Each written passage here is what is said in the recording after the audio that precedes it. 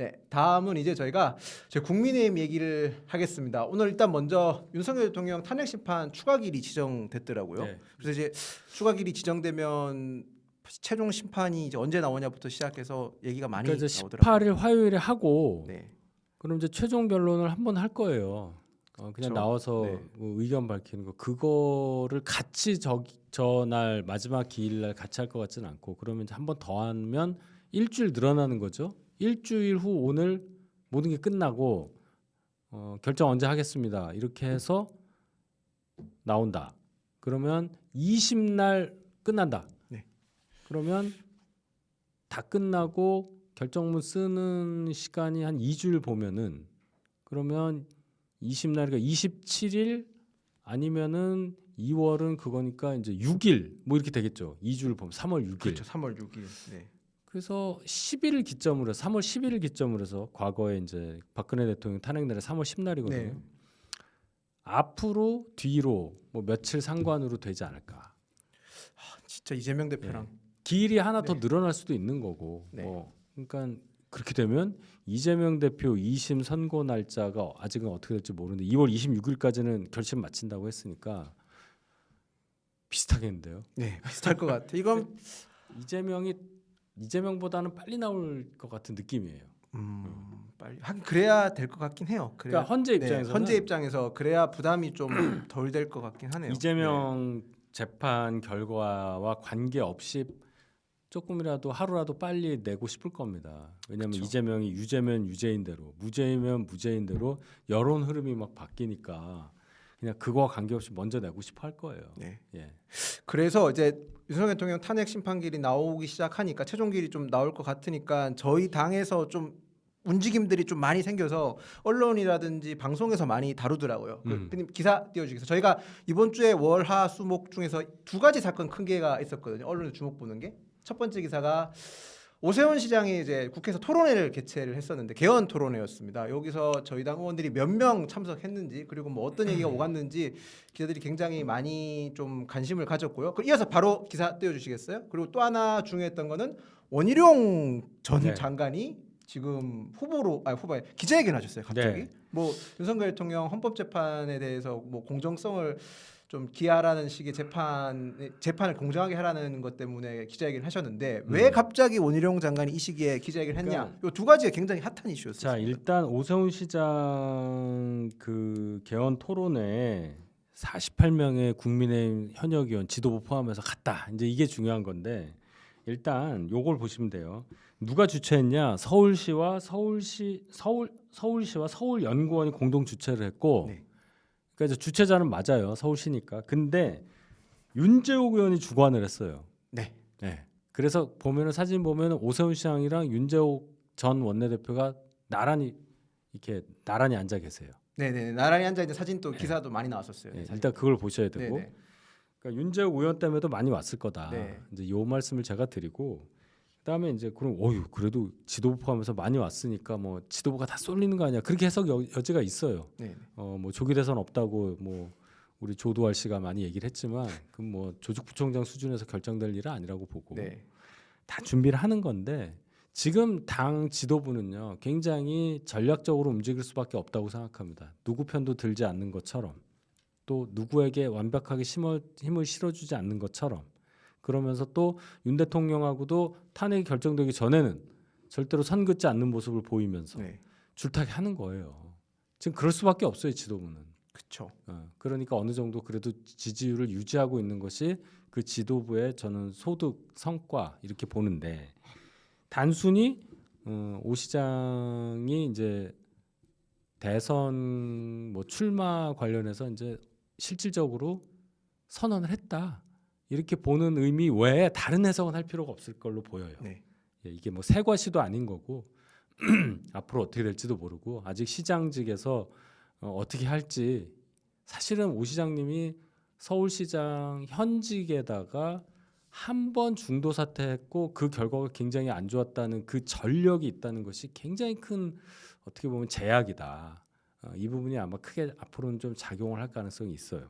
저는 이제 제가 들었던 게 이제 40명이 참석했다고 해서 굉장히 많이 갔다 이렇게 얘기하는데 참석했던 의원들의 생각이 만약에 제가 힘을 실어준다고 하면 다 같은 생각으로 갔었어야 되잖아요. 뭐 누가 왔는지 염탐하러, 그러니까 누가 염탐이라고 누가 왔는지 이렇게 보러 갔다는 의원들도 있었고요. 그 그럼. 참석 의의 자체가. 그리고 윤재욱 의원이 주관했는 게 어쨌든 직전 원내대표 그게 중요하다니까요. 네, 그게 그게. 굉장히 큽니다. 원내대표가 움직이시면 아무래도 원내대표 같은 경우는 보통 의원들이 뭐 토론회 같은 거 각자가 개최할 때 좀 뭐 축사도 써주고 이런 식으로 해가지고 친분관계 굉장히 끈끈해요. 그래서 윤재욱 의원이 주관한다 그러면 다른 의원들께서 약간 그러니까. 품앗이 개념으로 많이 가기도 하거든요. 결혼식에 손님이 네. 많이 왔는데 네. 뭐 신랑 신부 얼굴도 안 보고 밥만 먹고 가냐, 네. 뭐 축의금도 안 내고 그냥 밥만 먹고 도망가는 사람이 있는 반면에 끝까지 남아서 사진도 찍고 가는 사람이 있고 뭐 이런 거 다 다르잖아요. 네네. 그렇게 보시면 되겠습니다. 네, 저도 그렇게 보시는 게 제일 정확한 근데 표현인 이제 것 같습니다. 원희룡 장관은 그럼 뭐냐? 네. 저는 조금 오바된 생각을 해봤어요. 뭐 아닐 수도 있는데 아닐 수가 있겠죠, 많겠죠. 그냥 저 혼자만의 이제 생각인데 원희룡 장관이 국회 소통관에서 헌재를 비판하는 이제 기자회견 성명서를 낭독을 하고 기자들과 만났는데 현직 의원이 아닌 한 소통관에서 뭔가를 하려면 현역 의원이 그 신청을 대신 해줘야 돼요. 네. 소개를 받는다고 하는데 조정훈이에요. 그 소개한 사람이. 네. 신청을 그럼 조정원 의원이 해줬다는 소리죠. 굳이 네. 조정훈 의원이라 할 이유가 있었을까? 이유가 있었다고 저는 봅니다. 조정훈의 뒤는 이철규 의원이라고 봐야 되고 이철규 의원과 생각을 같이 하는 분들은 꽤 있어요. 현 지도부하고는 또 생각이 다른 분들이에요. 그러니까 완전 찐윤에 가까운 분들, 그분들이 저는 이철규 의원 쪽이라고 생각을 합니다. 그리고 지금 권영세, 권성동 그리고 지도부들은 당연히 뭐 윤 대통령에 가까운 분이긴 한데 찐윤까지는 아닌 걸로 저는 판단을 해요. 권영세 의원은 좀 다르게 볼 수 있는데 성향이 다르고요. 그렇죠. 예, 그러니까 그럼 이분들은 향후에 밀고자 하는 대선 후보가 당내 대선 후보가 다르구나라는 생각을 저는 해봤습니다. 원희룡 전 장관은 아무래도 이 정부에서 장관을 지냈고 윤 대통령과 경선을 해서 4등까지 갔지만 대선 선대본부에서 정책 총괄을 했단 말이에요. 선거를 직접 뛰었던 사람이고 그러면 이 정부의 일부라고 누구도 인정을 할 수 있는 건데 그렇다면 조기 대선이 있을 경우에 나올 메시지가 내가 윤석열의 대리인이다. 내가 윤석열이다. 이 메시지를 발산하기에 가장 적합한 사람이라고도 볼 수 있어요. 찐윤 입장에서는. 그런 사람을 찾을 건데 그러면서도 중도 확장성이 있어야 당선 가능성도 생각하니까 김문수 원희룡 두 장관 윤 대통령 정부에서의 장관들 중에서 원희룡이 좀 낫지 않나 이런 생각도 했을 수가 있단 말이에요. 그래서 그거는 뭐 거기서 알아서 정리하기 나름이고 아니면 따로 나올 수도 있는 건데 원희룡 장관은 적어도 그 찐윤이라는 분들을 베이스 삼아서 정치를 재개하려고 하는 게 아닌가 이런 생각을 해봤습니다. 그렇죠. 왜냐하면 지난 직전 전당대회 때 어쨌든 원희룡 캠프의 주축이었던 분들은 친윤들 분들이었고 그리고 캠프 구성원 전당대회. 네, 지난 전당대회 한동훈 대표님이 당선되셨던 그 전당대회 때 주축 세력들은 친윤 분들이 확실했었어요. 저도 그걸 직접 많이 봤었고 그래서 그때 당시에 제가 방송에서 여러 번 말씀드렸는데 막 저희한테 별의별 공격을 다 했고 본인들의 조직력이 가동된다는 얘기를 엄청 하면서 이제 판이 제일 많이 됐단 말입니다. 판이 바뀌었다라는 말을 정말 많이 들어요. 조직이 가동돼서 판이 바뀌었다라는 말을 너무 많이 들었습니다. 조직이 없다니까요. 그런 조직이 있으면 제가 계속 말씀드리잖아요. 우리가 108석밖에 할 리가 없어요. 그렇죠. 네. 대선을 0.73밖에 못 이길 리가 없단 말이에요. 그 조직이란 게 있다면 우리 조직이란 말 들으면 어떤 생각 들어요? 좀 무서운 형님들. 그럴 때 조직 쓰잖아요. 조직. 네. 그러니까 조직이란 말이 원래 되게 좋은 말인데 이게 좀 변질이 된단 말입니다. 그럼 변질되는 거 그대로 받아들이란 말이에요.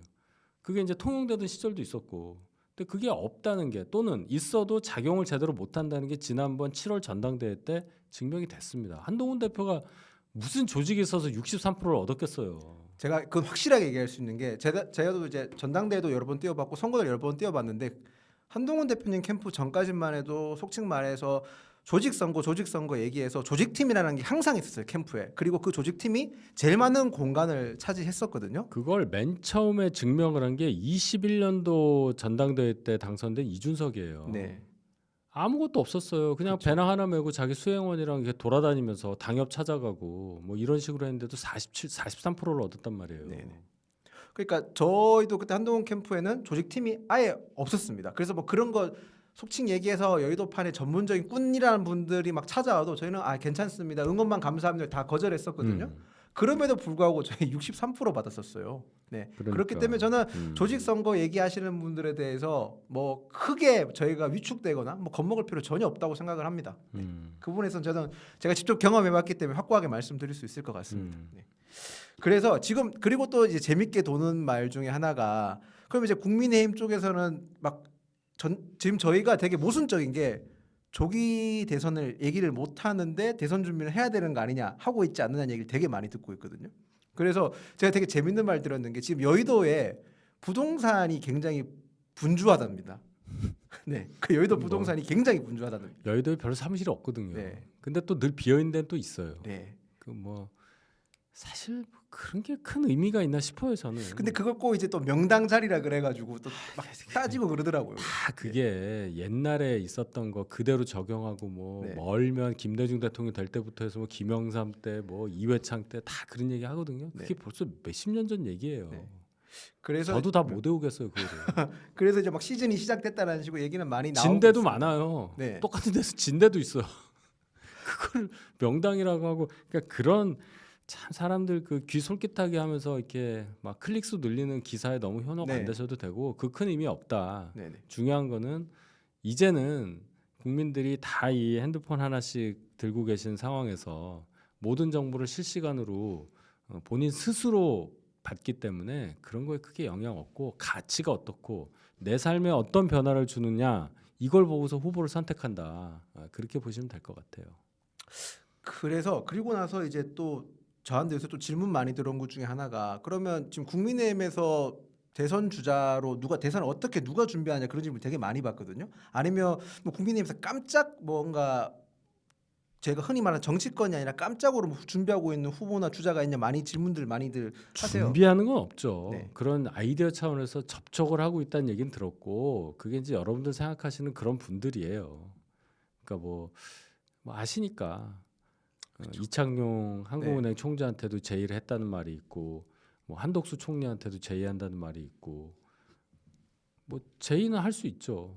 근데 중요한 건 추대를 할 수는 없잖아요. 네. 벌써 지금 나오려고 시동 거는 분이 한두 명이 아닌데 그러면 그렇게 누구를 영입해서 나 몰라라 할 수는 없는 거고 밀어줘야 될 텐데 지도부에서. 네. 그래서 저 당선을 시킬 그럴 힘이 있나요? 그러니까 의미가 없는 얘기예요 이거는. 그렇죠. 네. 근데 이제 아까 질문에 저 계속 이렇게 올라와서 제가 말씀을 드린 건데 제가 그래서 이런 질문 들어오면 항상 드리는 말씀이 하나 있습니다. 여론조사 중에서 제가 갤럽 여론조사에서 차기 지도자 질문 문항을 잘 보시면 돼요. 그 무슨 말이냐면 갤럽은 자유응답형입니다. 보기를 주지 않기 때문에 말 그대로 만약에 제가 전화를 받지 않습니까? 그러면 지금 응답자께서 생각나는 차기 지도자가 누가 있습니까? 라고 물어보거든요. 그래서 거기서 바로 이름이 안 나오는 사람은 후보조차 거론이 안 돼요. 그렇지. 그래서 지금 꾸준하게 지금 후보로 거론되는 사람은 김문수, 한동훈, 홍준표, 오세훈, 유승민 정도만 보수에서 나오고 있습니다. 그러니까 나머지 사람들이 깜짝 등장하기에는 인지도가 너무 떨어지고 더 나가서 저희가 혹시나 이제 만약에 조기 대선이 열리면 60일 안에 치러져요. 인지도 올릴 시간이 없어요. 없죠. 제가 사실 예전에 윤희석 대표님 사석에서 들었던 말 중에 제일 놀랬던 말이 예전에 박근혜 대통령 인지도 조사를 저는 윤희석 대표님 듣기 전까지만 해도 전 국민이 박근혜 대통령을 인지도는 다 한다고 생각을 했거든요. 근데 그때 말씀하신 게 80%였나요? 90이 안 됐어요. 그러니까 진짜 놀랐어요. 89%. 그러니까 성인 대상으로 네. 박근혜라는 사람을 아세요라고 했을 때 아 박근혜 알아요라고 한 사람이 10에 9이 안 되더란 말이에요. 전 진짜 이 얘기 듣고 엄청 놀랐어요. 근데 그게 엄청 높은 거래요. 그건 맞습니다. 왜냐하면 저희가 생각할 때 정치인의 인지도가 굉장히 높을 것 같은데요. 저희가 생각할 지역구 국회의원들을 여론조사 인지도 돌리면요, 지역구 자기 지역구에 돌려도요 생각보다 막 높게 안 나옵니다. 두 자릿수 안 나오는 의원들도 많고요. 생각보다 진짜 그래서 충격받아서 보좌진들이 굉장히 이거 어떻게 보고해야 되지? 막 그런 걱정하는 곳도 많습니다. 생각보다 인지도라는 게 그렇게 팍팍 안 올라가기 때문에 저희가 아까 질문 들어온 것 중에서 뭐 갑자기 깜짝 뭐 보수 주자 아니 깜짝 후보 그런 건 저는 이번 대선에서만큼은 적어도 없다고 생각을 하고 전 그래서 한편 들은 생각은 결국 이렇게 짧은 경우에는 인지도 높은 후보가 굉장히 유리할 것 같다는 그렇죠. 생각이 들거든요. 네, 그러니까 언제든지 등판을 해도 네. 바로 자기 실력 나오고 바로 그 궤도에 올라갈 수 있는 사람으로 치를 수밖에 없어요. 네, 네. 그게 굉장히 중요할 것 같다는 생각이 저는 많이 듭니다. 네.